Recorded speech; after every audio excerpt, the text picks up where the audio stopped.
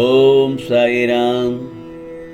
என் அன்பு குழந்தையே, உன் சாயப்பா சொல்வதை நம்பிக்கையோடு கேள் என் செல்லமே. நம்பினால் மட்டும் கேள். இந்த மாசி மாதம் முடிவதற்குள் நிச்சயமாக உன் பிரார்த்தனை எல்லாவற்றையும் நிறைவேற்றித் தருவேன் உன் சாயப்பா. ஓம் சாய்ராம் என்று பதிவு செய்துவிட்டு நான் சொல்வதை கேள். ஏனென்றால் உனக்கான வாழ்க்கையில் எதுவும் காரணம் இல்லாமல் எதுவும் நடக்காது.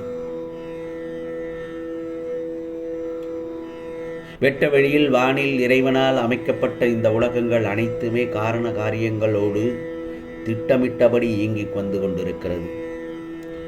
இது உண்மைதானே?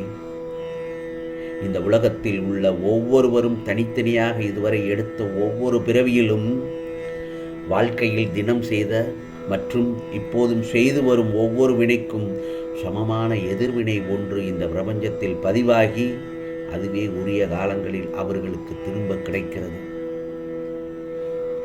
இதைத்தானே உன் மூதாதையர்கள், அதாவது தாத்தா பாட்டி, அம்மா அப்பாவே அதே உருவ அமைப்புடன் திரும்ப பிள்ளைகளாக பிறந்திருக்கிறார்கள் என்ற அடிப்படையில் அவர்கள் பெயரை எல்லோருக்கும் நீயும் வைத்து வந்து கொண்டிருக்கிறீர்கள். இவை எல்லாவற்றையும் மேலோட்டமாக பார்த்தால் இன்னார் செய்த செயல்களால் தான் இன்னாரெல்லாம் அனுபவிக்கிறார்கள் என்று தோன்றும். ஆனால் ஒரு நெருப்பு உன்னை சுற்றுவிட்டால் நீ நெருப்பின் மீது பழி சுமத்துவதில்லை. உனது கவனக்குறைவோ அல்லது பிறர் வேலை அல்லது உனது கெட்ட நேரம் என்று நினைக்கிறாய். இவை எல்லாவற்றையும் நன்கு யோசனை செய்து பார்.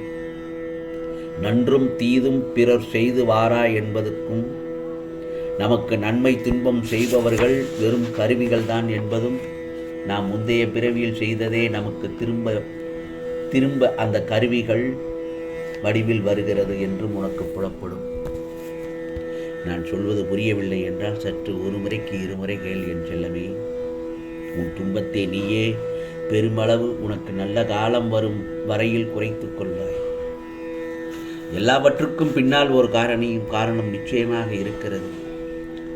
இறைவனை குரு வடிவில் வருவதால் அவரை நீ சரணடையும் போது இறைவனால் படைக்கப்பட்ட நீ பிறர் குற்றங்களை மன்னிக்கும் போது உனது பெரும்பாலான குற்றங்கள் உனக்கும் மன்னிக்கப்படும். எதிர்காலத்தில் நீ செய்யும் குற்றம் ஏதும் செய்யாமல் நல்லவைகளையே செய்யும்படி இறைவனால் பார்த்து கொள்ளப்படுவாய். என் செல்லமே, என்னை நீ இறை வடிவத்தில் உள்ள குருவாக கருதி என்னை இறுக பற்றினாள்.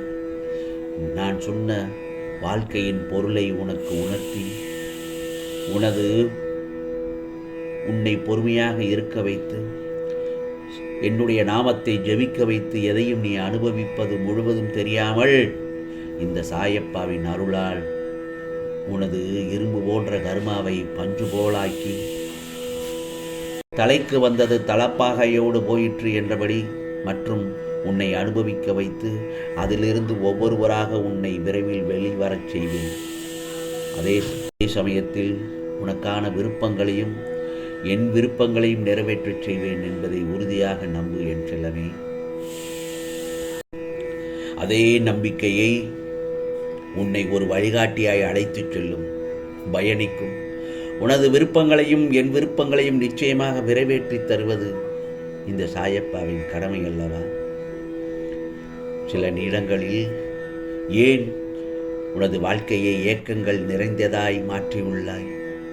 ஏக்கங்கள் உன் மனதை அழுத்தும் அளவிற்கு அதை உனக்குள் அனுமதித்து உள்ளாய் என் செல்லவே. சில இடங்களில் சாயப்பா யாருமே இல்லை என்று எனக்கு புலம்புகிறாய் என்னிடத்தில். அதே சமயம் உன் மனமானது அன்பிற்காக ஏங்கி நின்று தவித்து கொண்டிருக்கிறது. இதையெல்லாம் என்ன தெரியுமா காரணம்? எதிர்பார்ப்பின் தோல்வியே ஏக்கத்தின் ஆரம்ப கட்டம். புரிகிறதா? அதனால்தான் யாரிடமும் எதிர்பார்க்காதே, அதீத எதிர்பார்க்க வேண்டாம். அதைத்தான் உன்னிடத்தில் சொல்லிக்கொண்டே இருக்கிறேன் என் செல்லமே. உன்னிடத்தில் என்ன இல்லை? நல்லது ஒரு அறிவு இல்லையா? திறமை இல்லையா? குணம் இல்லையா? இவற்றுள் எல்லாம் உன்னிடத்தில் அள்ளி கொட்டி கொடுத்திருக்கிறேன். நீ ஏங்கும் அன்பும் யாரிடம்? உன்னை எல்லோர் முன் நீ காட்டும் அன்பை அலட்சியப்படுத்திய உள்ளத்திற்காக, அவர்கள் அன்பிற்காக ஏங்கி ஏங்கி தவித்து நிற்கிறாய். என் செல்லமே, அவர்கள் உன்னை புரிந்து கொள்ளவில்லை என்று தெரிந்த பின்னும் உன் மனம் ஏக்கங்களால் புண்ணாகி போவதை என்னால் பார்க்க இயலவில்லை என் செல்லமே. அதே சமயத்தில் எது நிரந்தரம் என உனக்கு புரிய வைப்பதற்கு சில நிகழ்வுகளை உன் முன் நிறுத்தினேன். இதை இனிமேல் உன்னிடத்தில் அனுமதிக்க மாட்டேன். போதுமா? உன் கண்முன் போலியான அன்பு கொண்டு இருப்பவர்களை திரையிட்டு காண்பிக்கப் போகிறேன். ஒரு நாள் உன் அன்பிற்காக அவர்கள் ஏங்கி நிற்கப் போகிறார்கள். அதுதான் நடக்கப் போகிறது. உன் வாழ்வில், தொழிலில் சறுக்கல்கள், கஷ்டங்கள் சந்தித்து உள்ளாய் என்றால் நீ வாழ்வில் வெற்றியடைய தகுதியாகிவிட்டாய் என்றுதான் அர்த்தம் என் செல்லமே.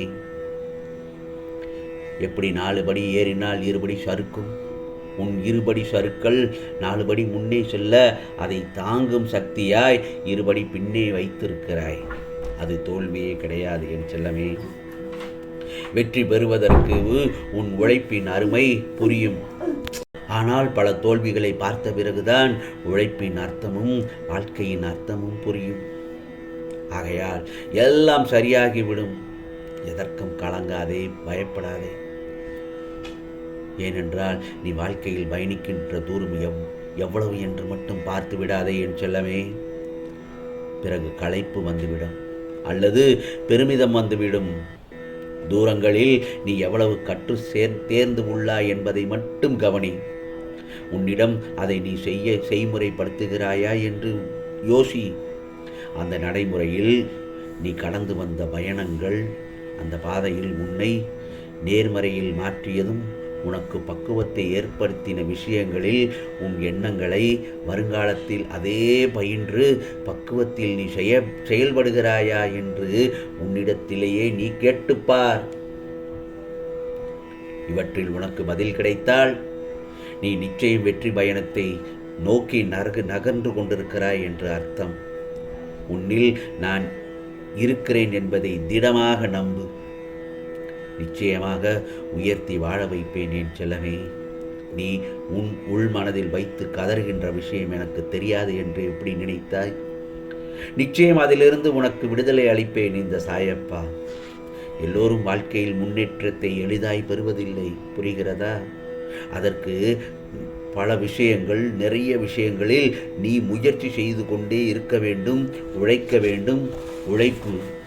உழைப்பும் நேர்மையும் தற்காலிகமாக காயப்படுத்தத்தான் செய்யும் மற்றவர்களால். ஆனால் ஒரு நாள் நிச்சயமாக நீ கிரீடம் எய்துவாய் என் செல்லமே. வாழ்க்கையில் கஷ்டங்களை நினைத்து எவ்வளவு நாள் இப்படியே அவற்றிலேயே தேங்கி நிற்கப் போகிறாய்? அவற்றை விட்டுவிடு. புத்துணர்வுடன் வாழு. செய்யும் காரியங்களை பிடித்து மகிழ்ச்சியோடு அதற்கான பலன் நிச்சயமாக உன்னை தேடி வரும். ஆம் செல்லமே, இந்த மாசி மாதம் முடிவதற்குள் நிச்சயமாக உன் பிரார்த்தனைகளை உன் சாயப்பா நிவர்த்தி செய்வேன். இது சாயப்பாவின் சத்திய வாக்கு. உனக்கானதெல்லாம் நிச்சயமாக நல்லதே நடக்கும், நல்லதே நடக்கும். ஓம் சாய்ராம், ஓம் சாய்ராம். ராம்ஜி அருள் கிடைக்கட்டும். ஓம் ஸ்ரீ சாயிநாதாய நமக.